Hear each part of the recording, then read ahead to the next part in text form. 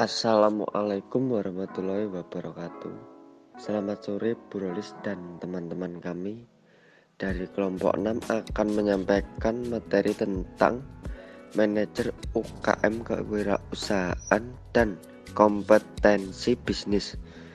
Berikut ini nama kelompok kami. Yang pertama Maulida Nur Kurniawati, yang kedua Seli Andandria R, yang ketiga Novitri Laksono, yang keempat Tito Wibisono. Dalam dunia yang dinamis dan kompetitif, memahami, mengetahui keterampilan dan kompetensi yang dibutuhkan oleh pengelola usaha kecil dan menengah atau UKM merupakan upaya penting. Seorang manajer UKM harus dipersiapkan dengan baik untuk melakukan pekerjaannya. Siapa itu manajer? Manajer merupakan seorang anggota organisasi yang mengarahkan, memadukan, mengawasi, dan mengordinasikan pekerjaan-pekerjaan yang dilakukan oleh anggota organisasi yang lain. Selanjutnya adalah kompetensi. Seorang manajer harus memiliki kompetensi yang mumpuni. Apakah kompetensi itu? Kompetensi adalah bakat, kemampuan, atau kumpulan pengetahuan teoritis atau praktis yang diperlukan untuk mencapai tujuan tertentu. Tujuan dibentuknya UKM. Yang pertama, terwujudnya koperasi dan UKM yang meningkat modal usahanya. Yang kedua, terwujudnya koperasi yang berprestasi. Yang ketiga, terwujudnya pertumbuhan koperasi. Yang keempat, terwujudnya kemitraan UKM dan SDM pengelola koperasi yang berkualitas. Seorang manajer UKM harus dipersiapkan dengan baik agar tujuan atau visi misi UKM tersebut dapat terwujud. Pelatihan untuk kepala UKM atau manajer harus berbeda dari pelatihan untuk karyawan, yaitu kepala UKM menunjukkan gaya belajar aktivis dan pragmatis, lebih memilih belajar sambil melakukan dan menyukai pendekatan berpusat pada masalah yang menawarkan fleksibilitas. Baik, saya akan menjelaskan pada slide ke-6 tentang kompetensi manajer UKM. Ada aspek personal, yaitu semua kompetensi yang berkaitan dengan kepribadian pengelola yang sangat penting dalam rangka mengelola suatu perusahaan secara efektif. Yang kedua ada aspek manajemen tim, adalah semua kompetensi yang dibutuhkan untuk menciptakan dan memimpin tim dan memanfaatkan sepenuhnya kapasitas masing-masing anggota tim. Yang ketiga ada aspek teknis, yaitu semua kompetensi yang membantu manajer untuk memenuhi tugas dan fungsi sehari-hari di perusahaan. Yang keempat ada aspek bisnis dan keuangan, yaitu semua kompetensi yang memungkinkan seseorang manajer untuk menangani tugas-tugas keuangan dan bisnis dasar perusahaan. Selanjutnya pada slide ke-7 mengenai deskripsi kompetensi.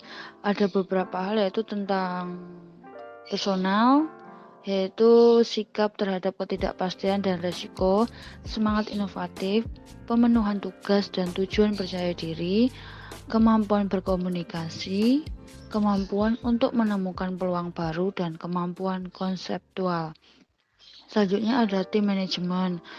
Ada 9 bagian, yaitu yang pertama negosiasi dan pengambilan keputusan, yang ketiga manajemen waktu untuk pekerjaan sendiri dan pekerjaan tim, yang ketiga komunikasi ke tim, ekspektasi kinerja sangat jelas, yang keempat pasokan umpan balik secara teratur kepada tim tentang kinerja, yang kelima ada penggunaan penuh kapasitas dan pengetahuan tim, yang keenam tingkatkan rasa saling percaya.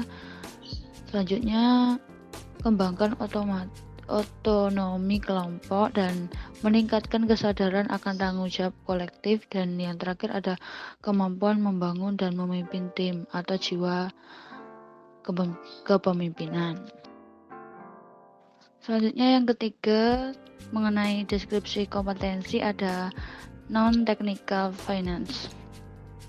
Itu yang pertama ada kemampuan untuk manajemen proyek, yang kedua kemampuan untuk membuat dan menyediakan rencana, yang ketiga strategi atau taktikal atau operasional, yang keempat ada manajemen sumber daya manusia dari perspektif organisasi, yang kelima ada manajemen sumber daya lain, yang keenam ada kesadaran akan tanggung jawab sosial perusahaan, yang ketujuh ada pengetahuan tentang proses administrasi atau birokrasi untuk mendirikan perusahaan, yang kedelapan ada pengetahuan tentang persyaratan hukum untuk bisnis, yang kesembilan ada pengetahuan tentang bentuk hukum terpenting dari kepemilikan bisnis, yang kesepuluh ada analisis proses dan manajemen perubahan. Dan deskripsi kompetensi. Yang pertama, perusahaan, pengetahuan tentang kondisi dan fungsi bisnis umum. Yang kedua, pengetahuan tentang apa yang harus dipikirkan ketika pemutusan apakah akan mendirikan bisnis atau tidak. Yang ketiga, pengetahuan tentang perdagangan luar negeri dan hubungan perdagangan internasional. Dan yang keempat, membedakan masalah keuangan antara berbagai sektor perusahaan, manufaktur, jasa. Yang kelima, pengelolaan berbagai fungsi kinerja dalam suatu perusahaan. Yang keenam, pemahaman tentang berbagai bentuk pembiayaan, swadana, pembiayaan eksternal. Yang ketujuh, keterampilan dasar perencanaan penjualan. Yang ke-8, pengetahuan tentang akuntansi dan pajak. Yang ke-9, kemampuan untuk merencanakan dan mengendalikan biaya langsung, biaya overhead, harga biaya, harga jual, kotor dan bersih, dan pendapatan atau keuangan. Terima kasih. Baik, sekian presentasi dari kelompok kami. Apabila ada kurangnya kami mohon maaf. Wassalamualaikum warahmatullahi wabarakatuh.